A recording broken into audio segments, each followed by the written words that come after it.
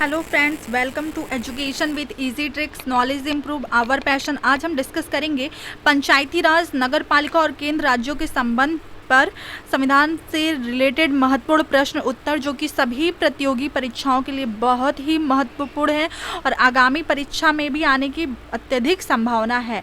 तो अगर आप हमारे चैनल पे पहली बार आए हैं तो चैनल को लाइक सब्सक्राइब करना बिल्कुल भी मत भूलिएगा। देखिए, पहला क्वेश्चन है, निम्न में से किस समिति की सिफारिशों के आधार पर भारत में पंचायती राज का उदय हुआ था?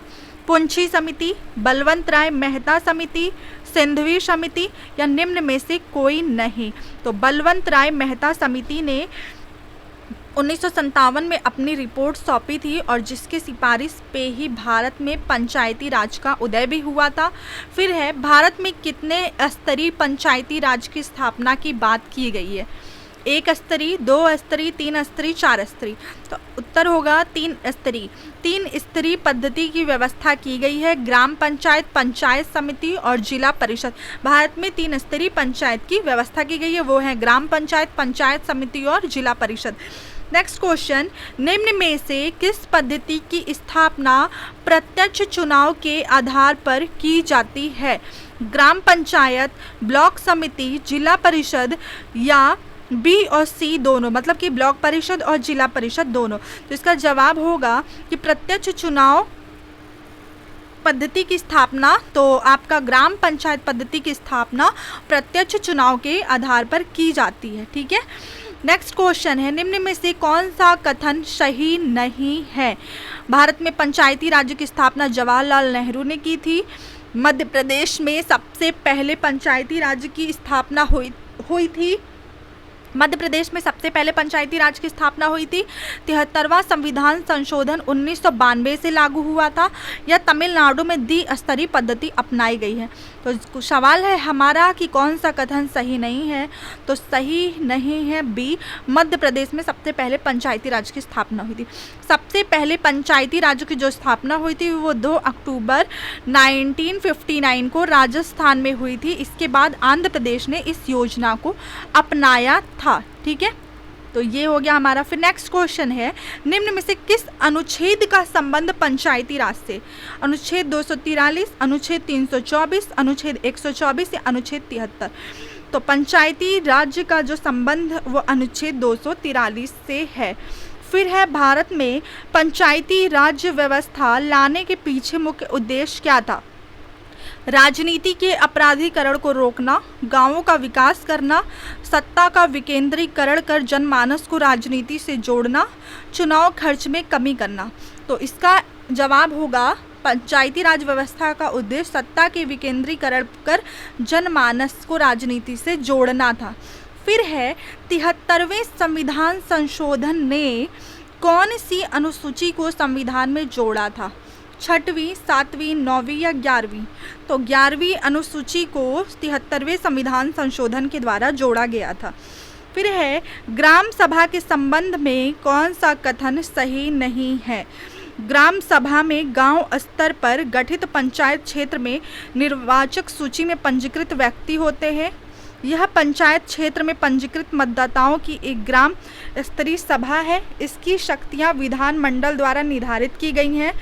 यह वही कार्य कर सकती कि जो केंद्र सरकार ने बताए हैं। तो पूछा है कौन सा कथन सही नहीं है? तो यह वह ही कार्य कर सकती है जो केंद्र सरकार ने बताए हैं। यह कथन गलत है। इसका व्याख्या होगा, ये ऐसे कार्य कर सकती है जिन्हें राज्य विधानमंडल द्वारा निर्धारित किया गया है। ठीक है, तो ये आपका जवाब होगा। नेक्स्ट क्वेश्चन है, पंचायती राज के संबंध में कौन सा कथन सही है? माध्यमिक और जिला स्तर के प्रमुखों के लिए प्रत्यक्ष चुनाव होता है। पंचायतों में चुनाव लड़ने के लिए न्यूनतम आयु 18 वर्ष होनी चाहिए। पंचायती राज संस्थाओं का चुनाव राज्य निर्वाचन आयोग करता है। पंचायतों की वित्तीय समीक्षा के लिए 6 साल बाद वित्त आयोग की स्थापना होती है। तो जवाब होगा सी, पंचायती राज्य संस्थाओं का चुनाव राज्य निर्वाचन आयोग करता है। यह कथन सही है। नेक्स्ट क्वेश्चन है, पंचायत में सभी स्तरों पर महिलाओं के लिए कितने पद आरक्षित होते हैं? 1/3, 1/2, 2/3, 1/4? तो जवाब है 1/3। 1/3 पद सदस्य एवं प्रमुख दोनों के लिए महिलाओं के लिए आरक्षित होते हैं। अब देखिए नगर पालिका और केंद्र राज्यों के संबंध पे महत्वपूर्ण प्रश्न।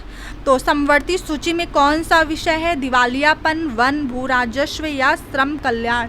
तो समवर्ती सूची का विषय है श्रम कल्याण। समवर्ती सूची में लिखे विषयों पर अधिनियम बनाने का अधिकार किसके पास से है? राज्य संघ, केवल राज्य, राज्य और संघ क्षेत्र दोनों। तो इसका जवाब होगा राज्य और संघ क्षेत्र, इनके पास है समवर्ती सूची में लिखे विषय पर कानून बनाने का अधिकार। निम्न में से कौन राज्य सूची में है?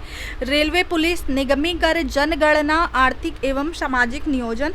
तो रेलवे पुलिस राज्य सूची में है।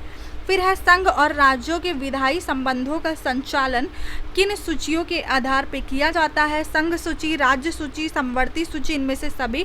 तो इनमें से सभी। ये सभी प्रश्न अति महत्वपूर्ण है। देखिए किसी न किसी एग्जाम्स में ये आए हुए प्रश्न हैं। फिर है मूल संविधान में समवर्ती सूची के अंतर्गत विषयों की संख्या 47 थी। अब यह संख्या कितनी है? तो अब यह संख्या 52 है। फिर है निम्नलिखित में से कौन से राज्य सूची में नहीं है? कृषि, जेल, सिंचाई, सुरक्षा। तो राज्य सूची में नहीं है सुरक्षा।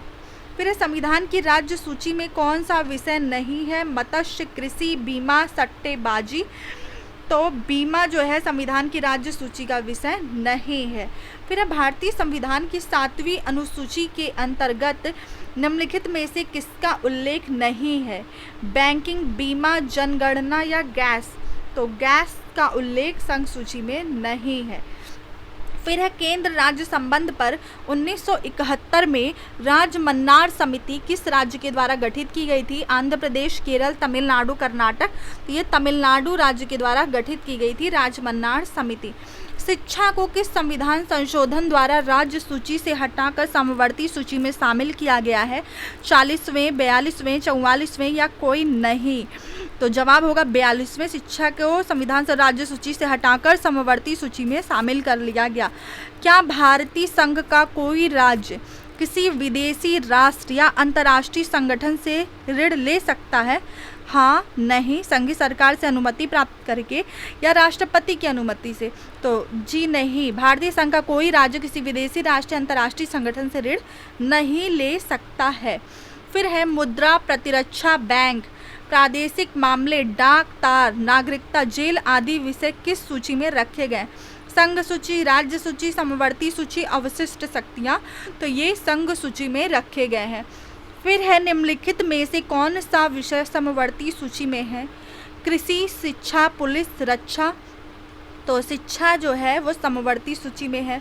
मूल संविधान में क्षेत्रीय महत्व के 66 विषय राज्य सूची में थे। अब उनकी संख्या कितनी है? 61, 64, 69, 72। तो अब उनकी संख्या 61 है।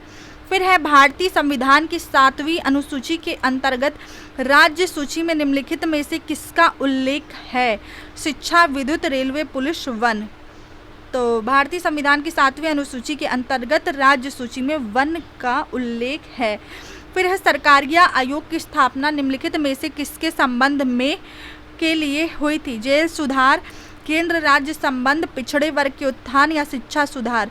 तो केंद्र राज्य संबंध के लिए सरकारिया आयोग की स्थापना हुई थी। राज्य का एक अनिवार्य तत्व कौन सा है? प्रभुसत्ता, शासन, सरकार, राज्य क्षेत्र, ये सभी। तो राज्य का एक अनिवार्य तत्व यही सारे हैं, प्रभुसत्ता, शासन या सरकार, राज्य क्षेत्र। केंद्र राज्य संबंधों पर विचार करने के लिए सरकारिया आयोग का गठन कब हुआ था? 1967, 1981, 1983, 1982। तो 1983 में सरकारिया आयोग का गठन हुआ था। सरकारिया आयोग रिपोर्ट किससे संबंधित है? केंद्र राज्य संबंध, न्यायिक सुधार, चुनाव सुधार, योजना आयोग की शक्तियाँ। तो सरकारिया आयोग केंद्र राज्य संबंध से संबंधित है।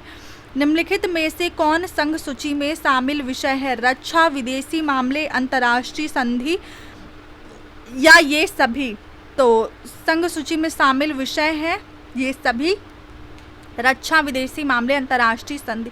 तो फ्रेंड्स, अगर आपको हमारी वीडियोस अच्छी लगी होगी तो आप एक बार चैनल को लाइक ज़रूर करिएगा और मोस्ट इम्पॉर्टेंट आप सब्सक्राइब ज़रूर करिएगा और बेल आइकन ज़रूर क्लिक करिएगा, जिससे कि आपको नोटिफिकेशन टाइम टू टाइम मिलती रहे, वरना आप इम्पॉर्टेंट वीडियोस की नोटिफिकेशन मिस कर देंगे और आप कुछ ही समय में अत्यधिक प्रश्नों की श्रृंखला अपने माइंड में तैयार कर सकते हैं, जो कि आपके सभी एग्ज़ाम्स के लिए अत्यधिक उपयोगी होगी। तो प्लीज़ चैनल को सब्सक्राइब ज़रूर करें।